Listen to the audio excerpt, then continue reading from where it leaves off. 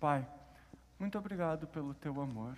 Muito obrigado, Senhor, porque como o Felipe ministrou aqui, Senhor, nos momentos difíceis tu tá com a gente pode cantar que tu continua sendo maravilhoso, que tu é bendito, Senhor, que tu é o nosso rochedo, que em ti a gente pode confiar e nos escondemos, Deus. Muito obrigado por nos salvar. Mas Deus, a gente também entende que a salvação que tu nos dá precisa fazer sentido para outras pessoas que estão ao nosso redor. Por isso a gente quer te pedir, Senhor, que através da palavra de hoje, Senhor, tu nos encoraje a caminharmos na tua direção, mas também levando mais pessoas nessa caminhada para o teu lado, Senhor. É o que nós esperamos, te pedindo que o teu Santo Espírito fale conosco nessa noite. A gente só vai entender a tua palavra se o teu Santo Espírito agir em nós. E é isso que a gente te pede, fala conosco. É no teu nome que oramos. Amém. Nas últimas semanas, gente, eu tenho sido muito mexido com uma frase. É uma frase de um camarada, não estou aprovando absolutamente tudo que ele fala, mas tem uma frase dele que tem mexido realmente muito comigo. O nome dele é Chesterton e eu queria mostrar para vocês qual que é essa frase.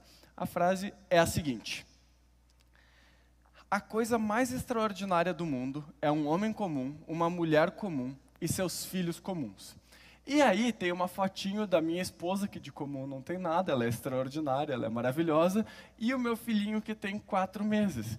E quanto mais eu penso nessa frase, mais eu penso na minha família, mais eu sou chamado por Deus a perceber a maravilhosa graça que Ele nos revela nos momentos simples da vida. Todos os dias, na presença da minha família, tem sido algo inspirador. Eu sei que quem aqui já tem família há mais tempo, já tem filhos há mais tempo, está olhando e está pensando, sim, Felipe, eu já sei de tudo isso, é pai de primeira viagem, está ainda maravilhado. Mas realmente, olha esse sorriso banguela, é a coisa mais linda que tem no mundo. E esses dias, acho que foi quarta ou quinta-feira, eu estava me preparando para vir trabalhar e eu olhei para o Pedro e ele estava rindo assim para mim e ele estava brincando comigo e aí bateu aquela vontade de não vir trabalhar. E eu acho que todo mundo aqui em algum momento já teve essa vontade de dizer, vou ficar com a minha família hoje. E ao mesmo tempo me veio uma frase que eu ouvi muitas vezes na minha vida, que, principalmente do meu pai, que era, eu vou trabalhar por tua causa. Eu só trabalho por causa de vocês. Meu pai olhava para mim e para minha irmã e dizia o seguinte, quando vocês se virarem na vida, eu abandono tudo. E o pai era muito simples, ele dizia o seguinte, eu abandono tudo, eu vou comprar uma havaiana nova, uma bermudinha nova, uma bicicleta nova e vou morar na praia, e é tudo que eu vou ter. E a gente dava risada, e ao mesmo tempo eu já vi muitas pessoas só saindo para trabalhar, para poder sustentar sua família. E ao mesmo tempo que eu olhei para o meu filho, ao mesmo tempo que eu olhei para minha esposa e eu quis ficar ali mais com eles, eu lembrei que o meu trabalho tem significado. Eu lembrei que tudo que eu faço tem um propósito muito claro.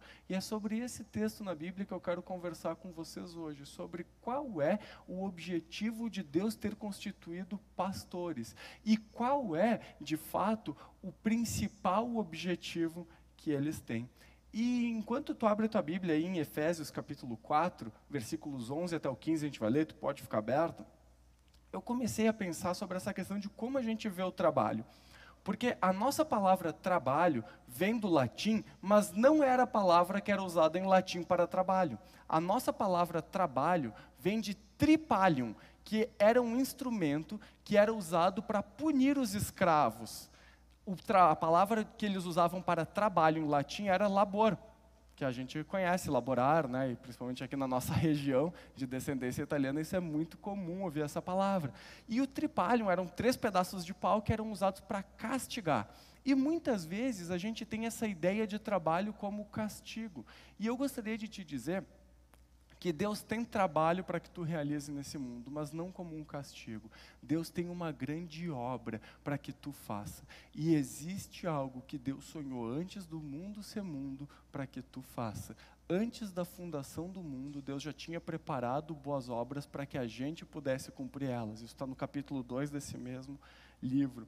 Por isso, a ideia que eu queria trazer para vocês hoje, e é óbvio que na minha vida, o meu trabalho, o meu ministério e o meu prazer é a mesma coisa, que é viver para o Senhor, o meu ministério é o que eu gosto de estudar, é o que eu gosto de ler, é o que eu gosto de fazer. E Deus me deu esse privilégio, mas isso não é só para os pastores, isso não é só para os missionários. Todo aquele que conhece o amor de Jesus, todo aquele que é alcançado pela graça de Jesus, é vocacionado, é chamado. A palavra vocare é chamar. Todos têm chamado, todos são vocacionados pelo Senhor para viverem obras que apontem para o Senhor. Porque à medida que a gente vive essas obras, à medida que a gente cria coisas, a gente vai criando no mundo e a gente vai descobrindo quem a gente é e a gente vai fazendo o Senhor conhecido. Por isso, eu gostaria que hoje você pudesse ter certeza de qual é a expectativa que tu pode ter sobre os pastores da comunhão. Vamos lá? Efésios capítulo 4, a gente vai ler agora o 11 e o 12. E ele mesmo concedeu, aqui esse ele mesmo é Jesus. Paulo está falando que Jesus veio à terra, subiu e repartiu dons, repartiu graça. Então esse ele mesmo é Jesus, tá? E ele mesmo, Jesus, concedeu uns para apóstolos, outros para profetas, outros para evangelistas e outros para pastores e mestres, com vistas ao aperfeiçoamento dos santos para o desempenho do seu serviço, para a edificação do corpo de Cristo. Quando Paulo escreve isso, ele está preso. E essa carta que ele escreve aos Éfesos era uma carta circular, era uma carta que ele tinha um objetivo que fosse para todas as outras igrejas, ela girava por vários lugares. E como era o mundo naquele tempo? A gente tinha um gnosticismo que estava começando a surgir, era um mundo pré-gnóstico, digamos assim. E o que os gnósticos depois iam defender? Que para atingir a plenitude, que para atingir uma vida espiritual completa, e a ideia de plenitude tem essa ideia de completude, isso só ia acontecer através de rituais especiais. Somente algumas pessoas iam poder ter essa vida de conhecimento pleno. Somente alguns poucos escolhidos que conhecessem o segredo. Lá em Colossos, essa heresia tinha ensinado que as pessoas tinham que adorar anjos para chegar numa vida mais plena. E Paulo aqui nesse capítulo, nesses versículos que a gente está lendo, vai apresentar um outro caminho. Ele vai começar dizendo que os dons são distribuídos por Jesus. Eu vou pedir para pôr de novo o texto aí no telão, e o texto vai dizer o seguinte, olha ali, ó, ele mesmo concedeu. Ou seja, os dons vêm do Senhor Jesus. Sim, nós podemos pedir, o próprio apóstolo Paulo vai falar em 1 Coríntios capítulo 12, né? Busquem os melhores dons. Qual é o melhor dom? É o dom que vai edificar a comunidade aonde eu estou. A gente é incentivado a procurar, a pedir, e tudo isso vai ser distribuído pelo Espírito, de acordo com a soberania, com a sabedoria de Deus. Mas a gente precisa lembrar que os dons vêm de Deus. Por isso não se ofendem, não fique triste ou decepcionado com Deus ou decepcionada se tu tem um dom diferente daquele que tu gostaria de ter. No início da minha conversão eu orei por 2 anos por um dom que Deus nunca me deu. E ao mesmo tempo, depois disso eu percebi que o Espírito já tinha me dado outras capacidades. E aqui o apóstolo Paulo vai então citar alguns dons e ele vai demonstrar isso de uma forma organizada na igreja, para que a igreja possa cumprir os seus objetivos, tanto internos quanto externos. A igreja sempre teve, desde a igreja primitiva, organização, porque Deus é um Deus que coloca as coisas em ordem, que organiza de uma forma que as coisas vão acontecendo. Primeiro dom que a gente pode ver no versículo é o dom de apostolado, os apóstolos.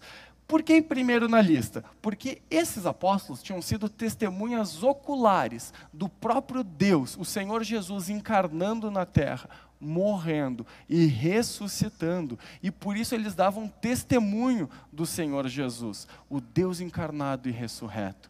E o papel desses apóstolos era fundar igrejas. Então, basicamente, esses eram os apóstolos. O segundo dom que a gente vai ver ali, e essa é uma das 3 listas de dons que a gente encontra no Novo Testamento, vai falar em profetas. Um profeta tinha que trazer uma mensagem de Deus para o povo. Muitas vezes, sim, ele tornava uma mensagem conhecida para o povo para uma situação específica, mas normalmente ele levava o povo de volta às Escrituras e relembrava tudo aquilo que Deus já tinha ensinado. Por isso, muito cuidado com profetada. E não dependa de profecias, sendo que Deus já nos deu nas Escrituras, na Bíblia Sagrada, aquilo que a gente precisa. E se um dia tu recebeu uma profecia de alguém, por favor, confira nas Escrituras, entre a Bíblia e o que te falarem, fica com a Bíblia. Próximo dom que a gente vai ter aqui é o de evangelistas. É o dom que faz a igreja crescer numericamente. E veja bem, existe uma diferença entre o dom e o dever de todo crente. Todo crente tem o dever de ser um evangelista, de levar as boas notícias do evangelho, de levar as boas notícias que Deus morreu por nós para nos perdoar pelos nossos pecados para as outras pessoas. Mas existem pessoas que têm um dom diferente nessa questão do evangelismo. O meu sogro, por exemplo, tem esse dom e é algo incrível. A gente está viajando, a gente para no posto de gasolina, ele olha para a pessoa e ele pergunta, como é que tu tá? E a pessoa começa a chorar, a pessoa conta toda a vida para ele evangeliza a pessoa aceita Jesus e vai para uma igreja. É incrível, e eu fico olhando aquilo e dizendo, uau, seria maravilhoso ter esse dom. Eu, intencionalmente, preciso levar a conversa para esse lado, mas tem pessoas que é natural, a pessoa só vai falando e está nisso. Hoje de manhã estava aqui com a gente o seu Jesus, que é membro aqui da nossa comunidade, e ele também tem esse dom. Jesus não Jesus, nosso Senhor Jesus, mas o Senhor Jesus, membro aqui da nossa comunidade, Jesus Andrade, ele tem esse dom. Ele recebe um fornecedor, ele recebe um cliente, e no meio da conversa ele está falando do Senhor para ele de uma forma muito natural. Simplesmente acontece, simplesmente chega. Então existe o dever de todos os crentes, que é levar o evangelho, mesmo a gente não tendo esse dom. E existe o dom. Quando a gente olha para a Bíblia, a gente pode pensar, por exemplo, em Filipe. Filipe, ele está lá evangelizando numa região, um grande ministério, Deus tira ele, leva ele lá para a estrada, ele olha para o camarada e diz, o que tu está lendo? Um pouco depois o cara está sendo batizado. É incrível, é um dom provavelmente que ele tinha, né? E os evangelistas, além de abençoarem a igreja cumprindo seus objetivos externos, eles também abençoam a igreja internamente. Porque quando a gente vê alguém se convertendo, alguém conhecendo o amor de Jesus, gente, é incrível. Então, através dos testemunhos, eles também edificam outros irmãos que já são cristãos. Eu não sei como tu te sente, mas dia de batismo é dia de choro. Eu nem olhei para a Carol enquanto ela traduzia ali, porque eu sabia que provavelmente estava chorando também. Gente, são pessoas que também creram no nosso Senhor, são pessoas que também reconheceram que dependiam do amor de Jesus porque eram pecadores, são pessoas que vão ter o mesmo destino eterno que a gente.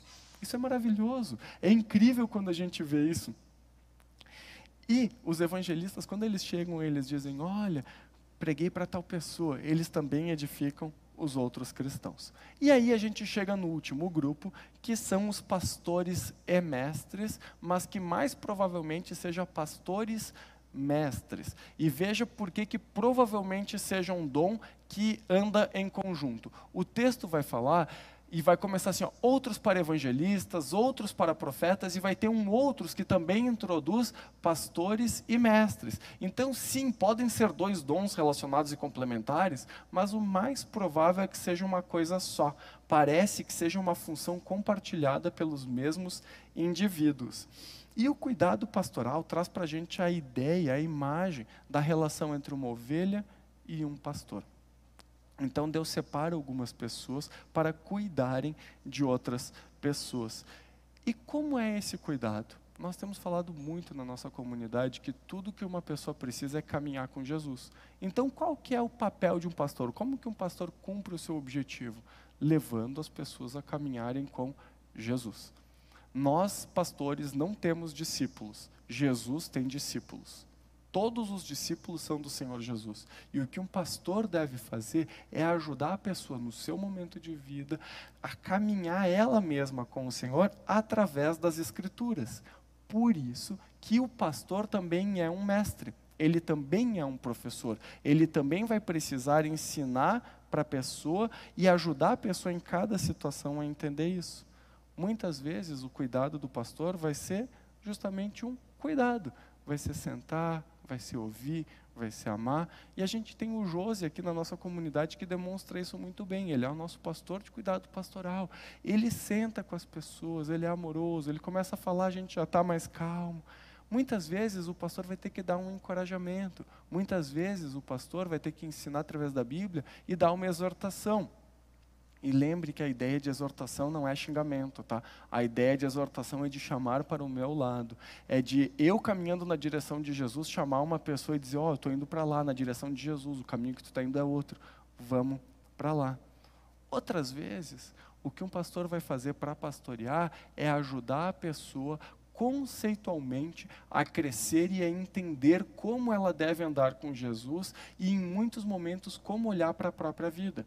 Quem é responsável na nossa comunidade por toda a parte conceitual é o Davi. Eu funciono somente através de conceitos. Não tenta me animar, não tenta me empolgar, que eu não vou mudar de opinião.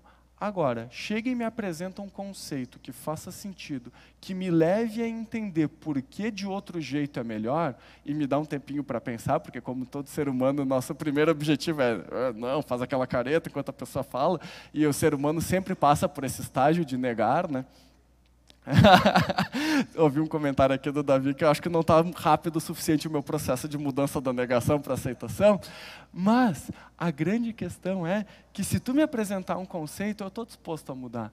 E eu creio que quando a gente muda através de conceitos, a mudança ela é contínua, porque tem um motivo para eu estar fazendo as coisas do jeito que eu estou fazendo. Se tu tem dúvida de alguma coisa que acontece dentro da Igreja Batista da Comunhão, tu pode e deve perguntar. A gente conversa sobre absolutamente tudo, e tudo tem um motivo para ser dessa maneira. O motivo da gente não ter um púlpito aqui, como nas igrejas tradicionais, foi debatido, foi conversado, e nós então entendemos que era interessante tirar. Então nós temos conceitos, e isso, gente, é algo maravilhoso, porque traz segurança. E não é que os conceitos são imutáveis, tá? Não é a lei dos medos e dos persas, mas quando a gente entende coisas que vêm do Senhor Jesus, bom, aí são coisas imutáveis que a gente vai viver. E outras vezes ainda, o pastor vai chamar a pessoa a viver aquilo que ela já sabe. E eu creio que isso é o que a gente mais precisa na nossa vida. No último domingo que eu preguei sobre Jesus acalmando a tempestade. E o resumo da mensagem era, com Jesus no barco, se eu confiar nele, tudo vai ficar bem. Quem aqui ouviu isso logo que se converteu? Quem aqui ouviu isso antes de se converter e demorou para entender e depois que entendeu foi maravilhoso? Quem aqui já caminha com Jesus há mais de 10 anos e precisa ouvir isso de tempos em tempos? Essa é a verdade. Normalmente o pastor chama a gente também a viver aquilo que a gente já sabe. Ele só nos lembra o quanto é bom estar com o Senhor Jesus. O que um discípulo de Jesus recém-convertido, com um dia de caminhada, e um missionário que ganhou multidões com quase 100 anos de idade precisa, é a mesma coisa, continuar caminhando com Jesus. E assim, o pastor então é também um professor, porque ele fornece alimento bíblico e ajuda a pessoa a pôr em prática o que já foi ensinado. Não tem como um pastor não ser um mestre. Um pastor sempre vai precisar também ensinar no papel de professor. Mas existem professores que não são pastores. E cuidado, porque no meio evangélico existe muita confusão nisso. Muitas vezes, grandes professores, na verdade, são confundidos com pastores. E é muito fácil a gente ver a diferença.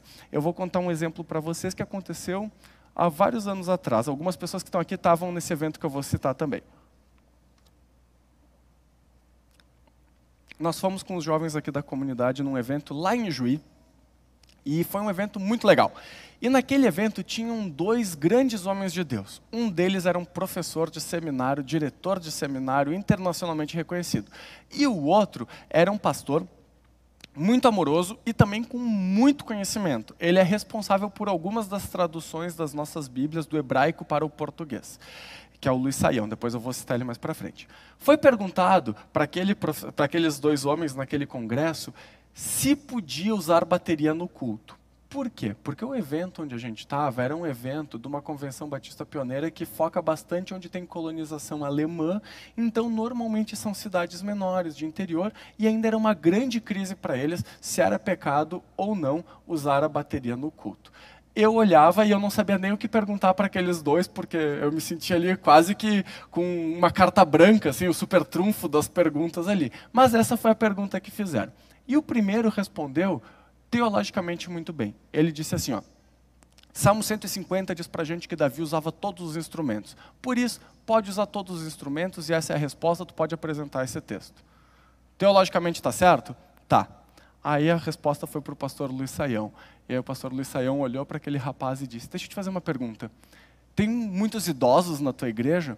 E ele disse, tem. E ele disse, e esses idosos já acostumaram com uma ordem de culto há muito tempo, só com piano? E ele disse, sim. Ele disse, bom, então olha só, o amor precisa ser o que vai definir como tu vai tomar essas decisões e como tu vai apresentar isso. Conversa com esses líderes da igreja, conversa com essas pessoas e vejam para ter a bateria no início, no culto dos jovens. E mais para frente, vocês podem ir conversando, botando ela no domingo, numa música mais lenta ou noutra.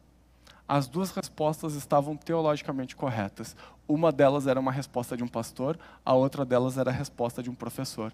Porque o pastor, ele leva em conta o coração, ele leva em conta o cuidado com a pessoa e não só uma verdade crua jogada na cara das pessoas. E muitas vezes, dentro das igrejas, as pessoas batem palma para professor de internet, mas que quando aquela situação chega na realidade da vida, o sofrimento muda tudo, o coração de uma pessoa muda tudo.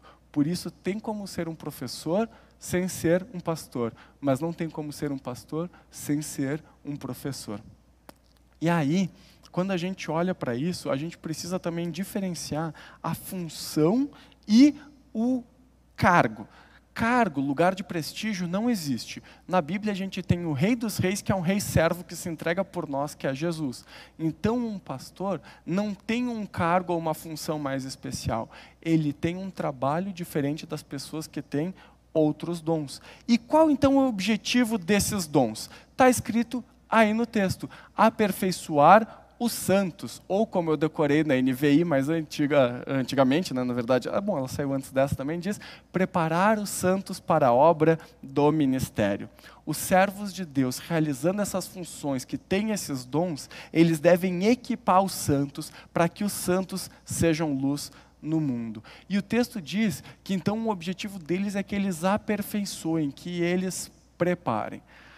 O Davi desafia muito quem está nas equipes dele a continuar se aperfeiçoando, a continuar se aprimorando, a continuar se preparando, e ele mesmo faz isso.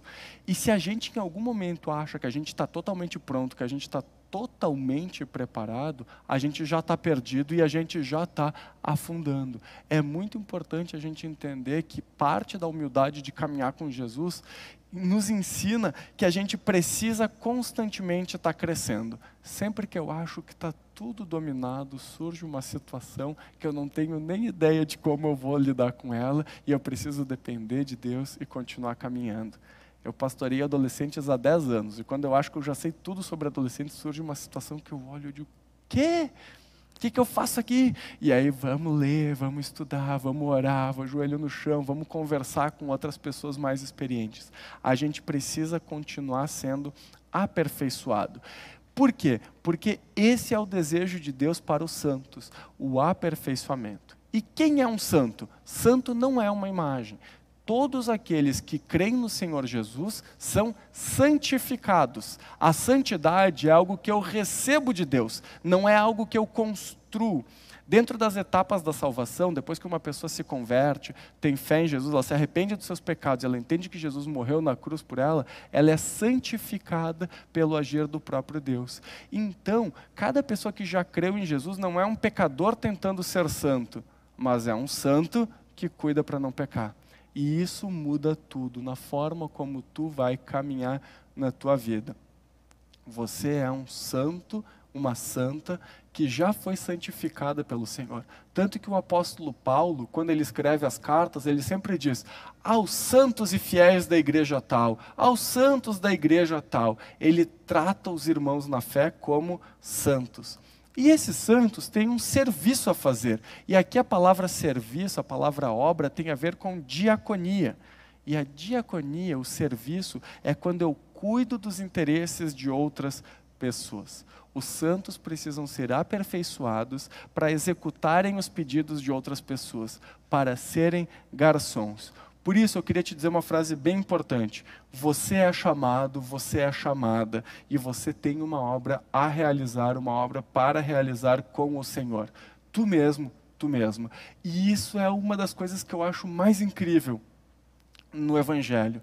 Deus resgata a gente, Deus tira a gente da nossa podridão, Deus olha para a gente quando nada de bom habitava em nós, decide nos amar, decide morrer por nós, nos salvar e nos usar.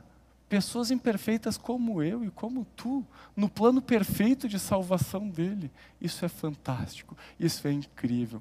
Por isso, a nossa vida não é um trabalho como castigo, mas é uma obra a ser realizada, é o reino de Deus sendo construído, é a presença de Deus chegando em outras pessoas através de nós. A igreja local é a esperança do mundo.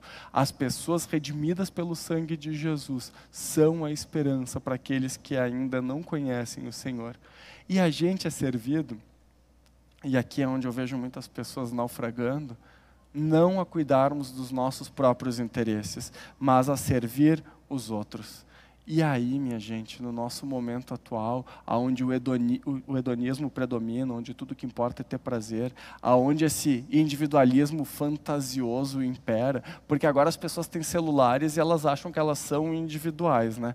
Nós nunca na história da humanidade fomos tão dependentes de outras pessoas quanto no período atual. A gente mora numa casa que a gente não construiu, come uma comida que a gente não plantou, usa uma roupa que a gente não fez, usa uma tecnologia que a gente não tem nem ideia de como que foi feita, mas a gente acha que a gente é individual, que a gente é especial, que a gente é único no mundo e que a nossa opinião e a gente está bem é o que mais importa.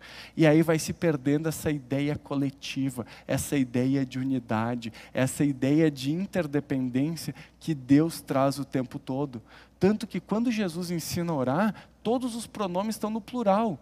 Pai nosso, perdoa-nos, dai-nos o pão.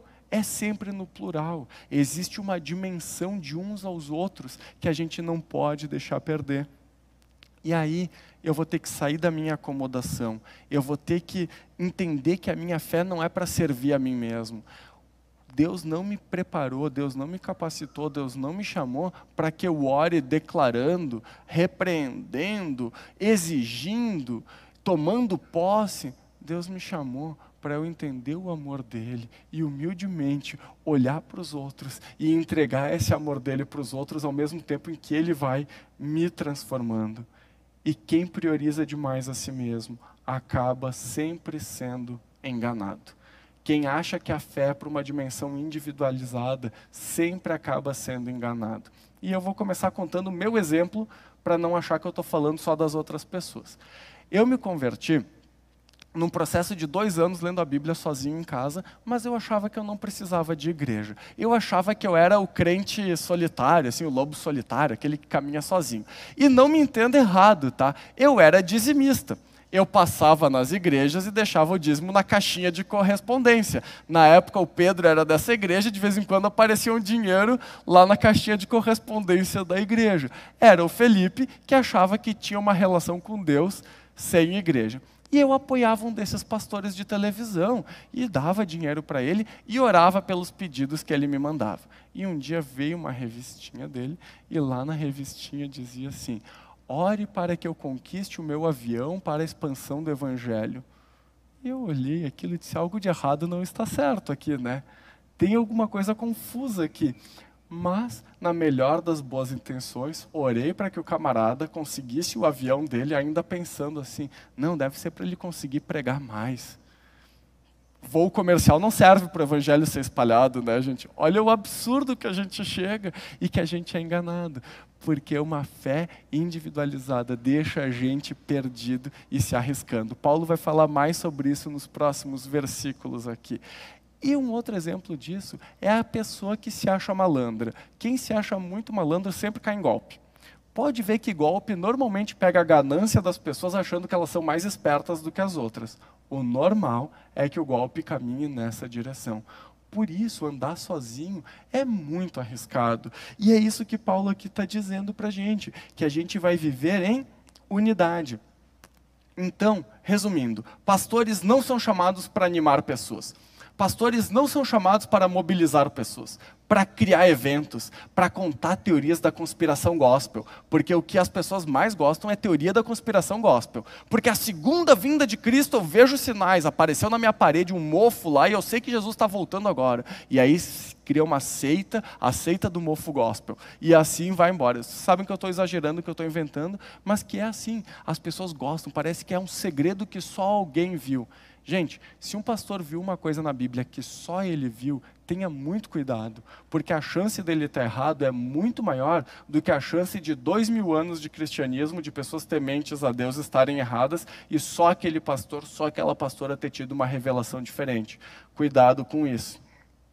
Pastores não existem para serem adorados ou para serem questionados para decisões pessoais como um horóscopo, né? O oráculo gospel.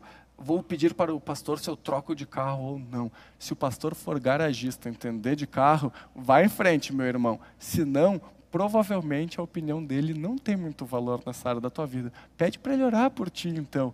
Mas cuidado com isso. Pastores não foram chamados para tocarem a igreja, para fazerem o trabalho acontecer. O papel do pastor é cuidar e treinar os membros para realizarem a obra. Cada discípula servindo, realizando a sua obra que Deus preparou, vai edificar o corpo de Cristo.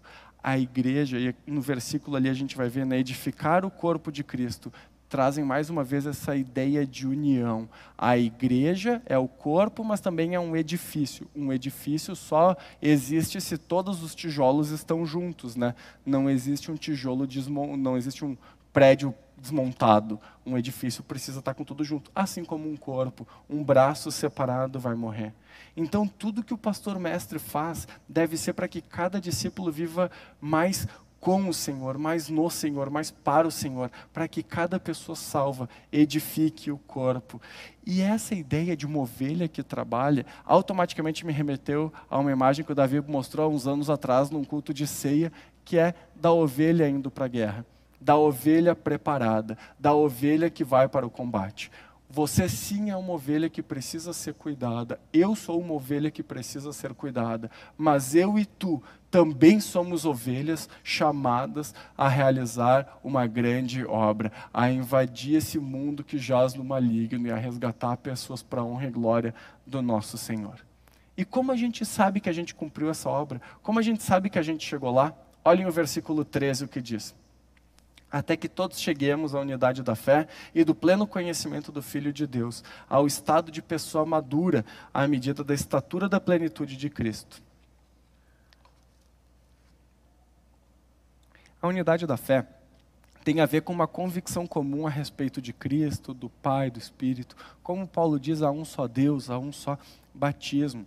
A unidade não é só um sentimento, não é só uma atitude amorosa, ela está ligada a um conhecimento comum, mútuo que a gente tem acerca de Jesus. E unidade é diferente de uniformidade e inclui diversidade. Nós somos chamados para vivermos unidos nas crenças juntas, mas cada um de nós tem dons, tem dores, tem descontentamentos santos que são diferentes. Tem coisas pelas quais o teu coração queima que o meu não queima, e tem coisas pelas quais o meu coração queima que o teu não vai queimar, e o mesmo vale para quem está do teu lado, e isso é maravilhoso, porque daqui a pouco Deus colocou no teu coração algo que Ele quer que a igreja viva, que Ele quer despertar outros irmãos a olharem para aquele lado, talvez seja ação social, talvez seja ensino, não sei. A grande questão é, dentro da unidade, a gente pode viver essa diversidade unidos, com a igreja como uma mola propulsora para que cada salvo viva a obra do ministério. Aqueles que servem, promovem, fortalecem a unidade. E aí quando o texto continua ali, eu vou pedir para colocar de novo, diz o seguinte, que quando a gente então está preparado para a obra do ministério, a gente vai chegar à unidade da fé e do pleno conhecimento do Filho de Deus. Lembram que essa galera aqui, os pré-gnósticos, eles achavam que o pleno conhecimento era um ritual para poucos. E aí Paulo vai dizer, pleno conhecimento acontece dentro da unidade da igreja enquanto tu serve. Porque tem coisas que a gente só aprende na caminhada. Exercer os nossos dons nos leva ao pleno conhecimento, não só o estudo. A gente não foi chamado para saber um monte de teologia. Claro que a gente deve saber um monte de teologia, um monte de Bíblia, um monte de Deus, mas a gente não foi chamado só para conhecer isso, porque exercer os nossos dons, colocar em prática, é o que de fato vai fazer a diferença. Eu dei um exemplo de manhã e eu vou dar o mesmo exemplo agora, acho que não está aqui, mas não tem problema. Eu posso pregar para os adolescentes durante 10 anos sobre mansidão, sobre perdão e sobre paciência. Eles vão aprender? Vão.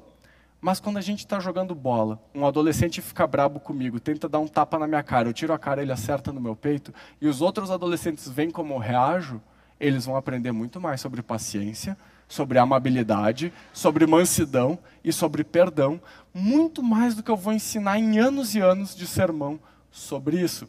E essa é uma história real, menino perdoado, salvo, caminha comigo, querido, e passa vergonha disso até hoje, porque a gente brinca e dá risada, mas ali eles entenderam o que era isso. Eles aprendem muito mais sobre amor e sobre respeito quando eu estou dando carona para eles e eles olham para como eu trato a Carla, do que em anos e anos de sermão. Gente, tem coisas que a gente só aprende na caminhada. Quando eu cheguei aqui na comunhão, naquela minha fé incipiente, ainda vivendo longe da unidade, o Valmir me chamou para caminhar perto dele e começou a me chamar para fazer coisa, caminhar junto e conversar. E ali eu fui aprendendo. Um outro líder que tinha aqui na igreja me chamou para pintar umas portas. E ali eu fui crescendo. Porque a gente aprende muito mais quando a gente caminha com outras pessoas. E isso é um contraste com aqueles esotéricos. Paulo vai dizer que a plenitude e a maturidade são atingidas com serviço e em unidade. E então, juntos, unidos em Cristo, a gente caminha na direção dessa maturidade. Em outras palavras, todo aperfeiçoamento deve nos levar a sermos mais parecidos com Jesus, alcançando a medida da estatura da plenitude de Cristo. Conforme a gente aprende, conforme a gente serve, conforme a gente caminha unido, a gente é mais parecido com Jesus. E isso para quê? Para o que diz no versículo 14. Para que não sejamos mais como crianças, arrastados pelas ondas e levados de um lado para o outro por qualquer vento de doutrina, pela artimanha das pessoas, pela astúcia com que induzem ao erro. Na NVI está um pouquinho mais fácil de entender, mas basicamente o que o texto está nos dizendo é que, conforme a gente vive tudo isso, a gente não é mais levado inconstantemente, jogado de cá para lá, acreditando em qualquer bobagem e sendo enganado por pessoas que sim têm más intenções. Existem pessoas que deliberadamente enganam, causam instabilidade na fé de quem não está firmado na unidade e firmado no serviço. Eu, quando dava dinheiro para o camarada e orava para o cara ganhar o avião, era uma dessas pessoas que estava sendo enganada por alguém que deliberadamente estava enganando pessoas que buscavam conhecer Jesus. E isso aconteceu comigo por quê? Porque eu não estava na unidade do corpo de Cristo e eu não botava os meus dons em ação. E isso vale, inclusive, para quem prioriza demais a si mesmo e acaba sendo enganado. E muito até pela sua família. Muitas vezes a pessoa valoriza demais a família, eu quero resgatar aquele exemplo, eu saio para trabalhar só por vocês. E a pessoa foca tanto nisso e ela não percebe que, na verdade, ela olha para a família como uma extensão dela mesma. Que ela só se vê feliz e satisfeita se a família estiver feliz e satisfeita. Felicidade e satisfação só existe em Cristo. Então a proteção contra a heresia está ligada à unidade e ao exercício dos dons. E eu queria trazer uma frase do pastor Luiz Saião sobre isso, que eu gosto muito e concordo. Ele diz o seguinte: a heresia não é apenas um problema de conhecimento, é uma doença, uma debilidade espiritual, que começa na espiritualidade da pessoa, que envolve a recusa de servir e a desconexão com o corpo.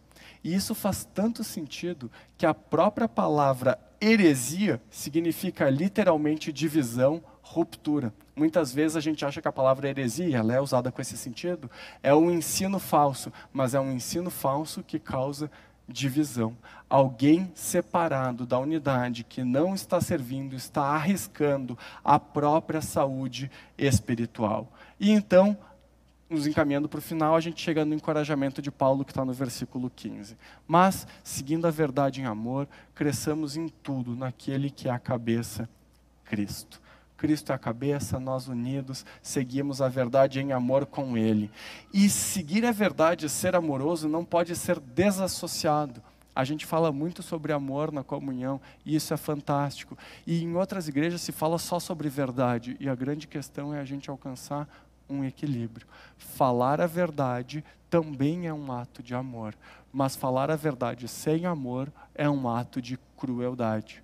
Por isso, a gente precisa sim falar a verdade, mas cuidando do coração da outra pessoa, não só um dos dois. Em meio a doutrinas falsas, sim, a gente deve seguir em direção à verdade, sem nos perdermos, seja no caminho, né, seja na direção para onde a gente está andando, que seria crer numa heresia, mas seja na própria caminhada, que seria viver sem amor.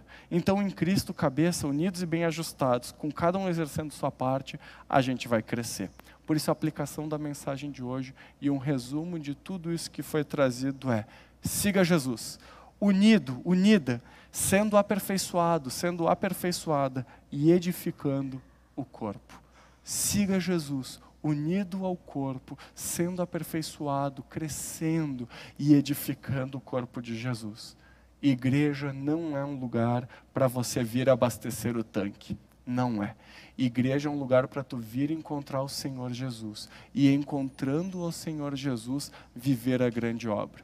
Eu sei que muitas pessoas, talvez assistindo a gente, talvez aqui, esperavam ouvir uma mensagem de você é bonitinho, você é chorosinho, você é tudo para o Senhor Jesus e tudo que tu precisa é receber Jesus.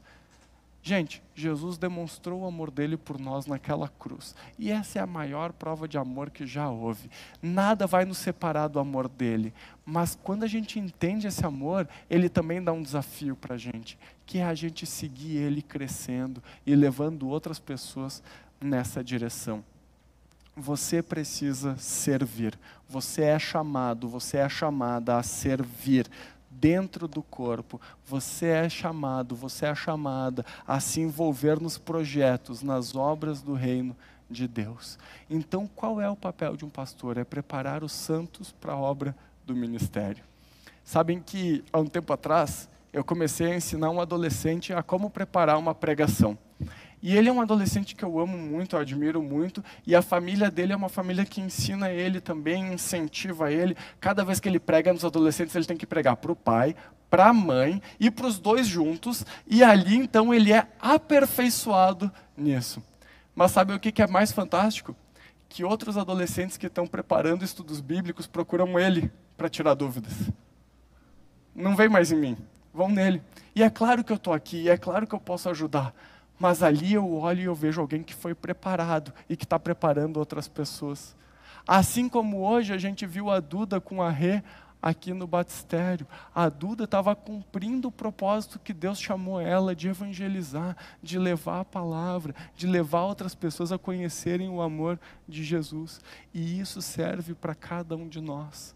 Quando a gente muitas vezes critica a igreja, diz, falta isso, falta aquilo na igreja, quero te dizer que provavelmente seja verdade, e provavelmente eu concorde contigo. A grande questão é que a gente precisa se ver de dentro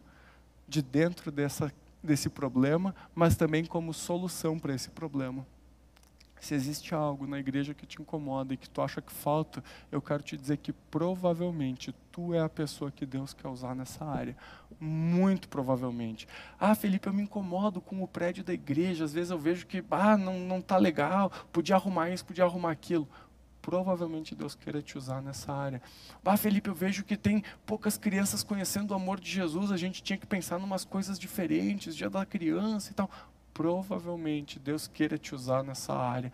Felipe, tem crianças que estão tem vulnerabilidade social, não tem oportunidades. Certamente isso também incomoda o coração de Deus, e Deus provavelmente quer te usar nessa área. E o papel da igreja é impulsionar cada membro, cada santo a viver isso. Tu vai chegar com um projeto e a gente vai orar juntos, a gente vai chorar juntos, e quem está aqui há mais tempo sabe, há poucos meses atrás eu e a Arlise, a gente estava lá chorando e orando, porque o Ministério com Surdos estava mais devagar. Agora já tem pequenos grupos, já tem batismo, já tem pessoas estudando a Bíblia. Cara, como isso é maravilhoso! E é isso que a igreja vai fazer, vai te ajudar a viver aquilo que Deus tem para ti. E é isso que pastores vão fazer, vão te ajudar, seja num cuidado, quando tu estiver arrebentado, arrebentada, coração doendo, vai te ajudar conceitualmente, muitas vezes vai te exortar, vai te ajudar a ver as coisas de uma forma diferente, e muitas vezes vai sonhar contigo em como tu pode pôr aquilo em prática. Então a igreja não é uns entretendo outros, não é a igreja uns cuidando dos outros, não. É todos servindo uns aos outros. Eu preciso de vocês, vocês precisam de mim. Tu precisa de quem está do teu lado, tu precisa de quem veio de manhã. E quem veio de manhã precisa de ti. E somente quando a gente estiver unido e cada um exercendo o seu papel, a gente vai ser uma representação clara de Jesus nessa terra. Que quando as pessoas olhem para a igreja local, elas vejam Jesus, elas entendam o amor de Jesus, elas entendam o reino vindo, a partir do que cada um de nós faz. Num dia de batismo, minha gente, é óbvio que quem falou do amor de Jesus para aquelas pessoas se sente muito feliz. Mas quando uma pessoa é batizada, isso é a obra de todo o corpo bem ajustado, funcionando. Uma pessoa leva 10 minutos para decidir se ela volta ou não em uma igreja. 10 minutos. Provavelmente nem começou a pregação. Ela pode mudar de ideia, mas o que determina quando uma pessoa vai voltar na igreja normalmente é como está o ambiente.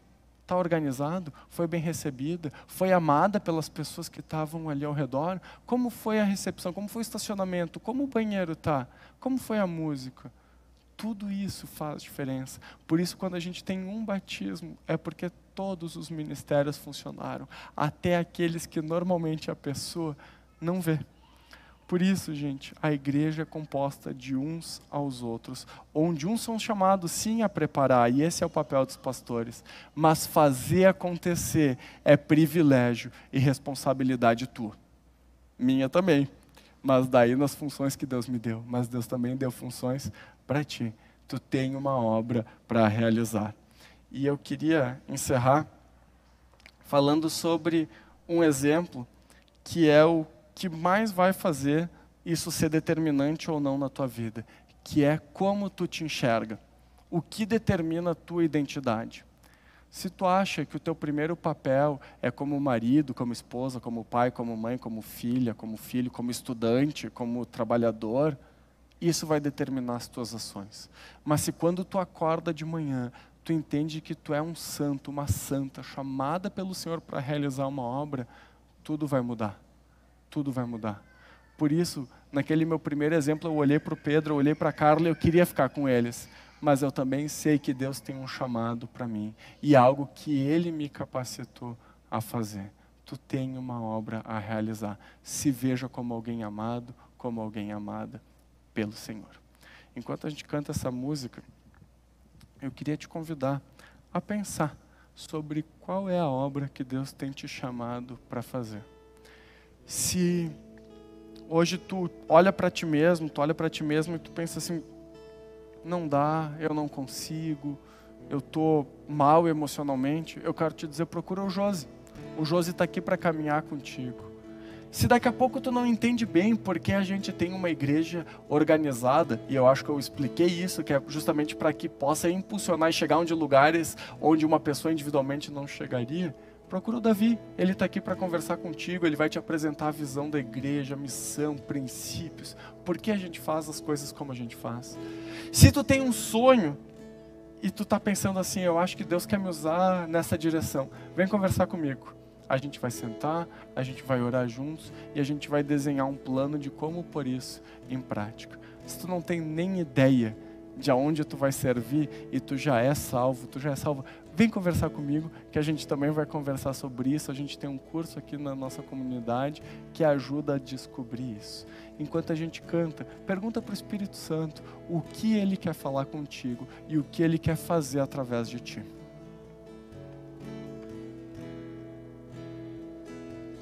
Mesmo que eu ande em meio ao frio, mesmo que eu vá correndo sem direção, mesmo que eu me canse de lutar ou esperar algo acontecer, mesmo que eu me encontre em meio ao caos. Eu sei que tudo continua sendo dele. Eu sei que posso sempre andar com ele. Eu sei que o seu amor é duradouro e é para sempre. Eu sei que o seu amor é pra mim.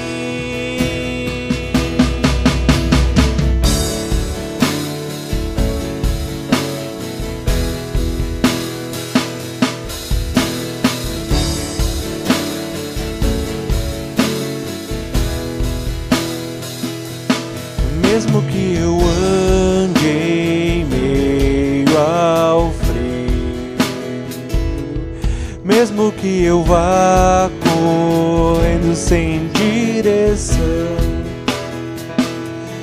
mesmo que eu me canse de lutar ou esperar algo acontecer, mesmo que eu me encontre em meio ao caos, eu sei que tudo continua sendo bem. Eu sei que posso sempre andar com ele. Eu sei que o seu amor é duradouro e é para sempre. Eu sei que o seu amor é pra mim. Tudo a ver com ele. Com ele eu sei pra onde eu devo ir. Tem tudo a ver com ele. A cruz revela o seu amor por mim. E mesmo se eu me abalar, o teu amor vai sustentar tudo que há em mim. Tudo que há em mim tem tudo a ver com ele. Com ele eu sei pra onde eu devo ir. Tem tudo a ver com ele. A cruz revela o seu amor por mim. E mesmo se eu me abalar, o teu amor vai sustentar tudo que há em mim. Tudo que há em mim.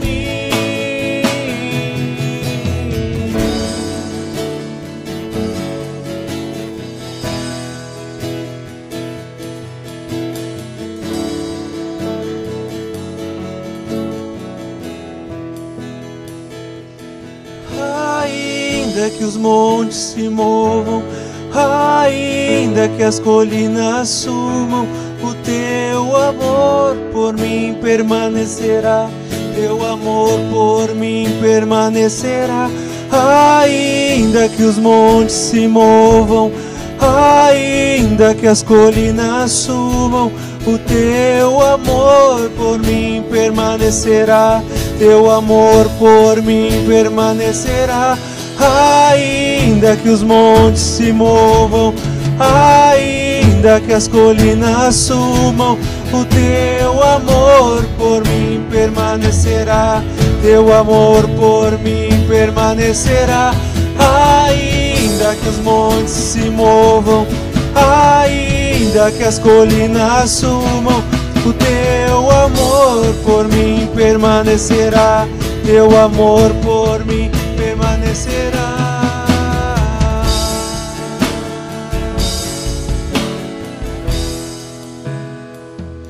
Tem tudo a ver com ele. Com ele eu sei pra onde eu devo ir. Tem tudo a ver com ele. A cruz revela o seu amor por mim.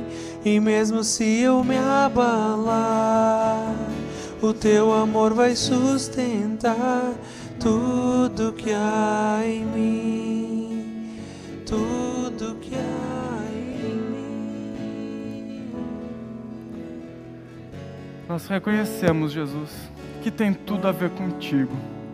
que naquela cruz Tu demonstrou o Teu amor por nós, um amor que a gente não merece, mas um amor que Tu nos deu de graça, um amor, Senhor, que não tem fim, um amor que tem um começo nas nossas histórias, mas que Tu sempre manda constantemente pra gente. Por isso, Senhor, gratos pela Tua salvação, gratos por aquilo que Tu fez em nós, Senhor. Nós nos colocamos diante de Ti, Senhor, e mais uma vez dizendo que nós entendemos que tem tudo a ver contigo, nós Te pedimos, nos usa nesse mundo decaído, nos leva, Senhor, como esperança, nos leva como sal, nos leva como luz. Nós queremos entender quais são as obras que Tu tem para a gente preparar, e nós queremos, Senhor, por onde passarmos, sermos o Teu bom perfume. A gente quer sim, Senhor, edificar uma comunidade, Senhor, unidos, bem ajustados, dentro da diversidade tão maravilhosa que foi Tu mesmo que inventou, caminharmos juntos na Tua direção e cada vez mais nos vermos como Tua família, como Teus filhos salvos, resgatados e enviados nesse mundo para vivermos grandes aventuras nessa jornada contigo. Muito obrigado por ter nos santificado. Muito obrigado por ter nos dado dom, Senhor. Muito obrigado por isso. E agora o que a gente te pede, Senhor, é que Tu nos use de forma poderosa e de forma extraordinária nos momentos comuns da nossa vida. Mas também, Senhor, nos leva a lugares onde a gente nunca imaginou estar, Senhor. Nos leva, Senhor, aonde a gente nunca imaginou ficar. Nos dá coragem, Senhor, para pregar para todos. Nos dá, Senhor, a sabedoria para aproveitar cada oportunidade e que sempre o Teu nome seja glorificado, que as pessoas esqueçam do nosso nome, que as pessoas esqueçam que a gente teve naquele lugar, mas que as pessoas sejam alcançadas pela Tua presença maravilhosa, Senhor Jesus. Esse é o nosso desejo, fazer o Rei Servo maravilhoso, conhecido, exaltado e espalhar, Senhor, o Teu amor e a Tua salvação. Traz aqui, Senhor, nessa comunidade, esse senso de que nós fomos chamados a realizar obras. Cada um dos Teus amados tem o privilégio, a honra e o dever de Te servir. Muito obrigado, Senhor, pelo Teu amor por nós e nos usa. É o que oramos no Teu nome, Senhor. Amém. Se tu quer conhecer mais quem é Jesus, tem um cartãozinho aí na tua frente, tu pode preencher e deixar lá na livraria. Se tu está acompanhando a gente online, tu pode mandar mensagem tanto aqui no YouTube quanto lá no Insta da Igreja Batista da Comunhão, alguém vai entrar em contato contigo. Se tu está aqui, quer procurar o Davi, quer me procurar, quer procurar o Josiel, a gente está aqui para caminhar com vocês. Nosso papel é ajudar cada um de vocês a viver as maravilhas que Deus preparou vocês a viverem. Amém? Um convite especial para fazer, então, gente, no dia 23, às 2 horas, é o último slide do meu PowerPoint aí, vamos ver? Temos um convite para as mães de nenês até 2 aninhos. Como vai ser esse encontro? Esse encontro vai ser um momento de compartilhar, de abrir o coração, de trocar experiências, de umas orarem pelas outras e poderem se apoiar nesse momento. Quem tem filhos nessa idade, ou quem tem filhos mais velhos, sabem que as fontes que tentam gerar culpa numa mãe são quase que infinitas, né? O pessoal chega, não, mas tu está dando só peito, não, mas tu só está dando fórmula, não, mas teu filho não dorme, não, mas o outro chora, e daí compara a criança e gera culpa, e gera ansiedade, e muitas vezes gera aqueles sentimentos. E também tem pessoas que vão poder compartilhar o quanto está sendo maravilhoso, o quanto está sendo tudo pular de nuvem em nuvem com os anjinhos, ou outras pessoas, como no meu caso, que eu não sou uma mãe, né? Mas a minha esposa é, a gente conversa que a gente achava que a gente sabia o que era estar cansado. Eu, durante 35 anos da minha vida, achei que eu sabia o que era estar cansado, até o Pedro nascer. Aí eu descobri que eu conseguia dormir em pé, embalando ele ainda, né, gente? Então, muitas vezes, a mãe se sente sozinha, se sente abandonada. O Davi falou uma coisa aqui que é verdade, né? Enquanto a mulher está grávida, todo mundo corre, olha para a barriga, quer encostar, quer sentir, pergunta um monte de coisa para a mãe. Quando o neném nasce, nem olham na cara, né? Às vezes a mulher fez cirurgia para o neném nascer e não olham para ela, só olham para o neném, não chegam a perguntar como ela está, como foi a recuperação dela. Então é um grupo de apoio, é um grupo que visa ajudar as mães a viverem este momento a aperfeiçoar neste ministério tão maravilhoso que é cuidar de uma pequena vida gerada pelo Senhor. Então, mães, dia 23 às 16 horas ou às 15? 15 horas, dia 23 de outubro, às 15 horas, vai ser via Google Meet. Vamos orar mais uma vez? Paizão, nos leva em segurança para as nossas casas e que durante essa semana a gente seja sensível à voz do Teu Espírito, que a gente veja onde Tu quer nos usar e que nós, de fato, Senhor, tenhamos a coragem de viver contigo e de viver coisas maravilhosas e altas contigo. No Teu nome que oramos, amém. Que Deus te abençoe, vá em paz, um grande abraço para quem está em casa, boa noite, boa semana.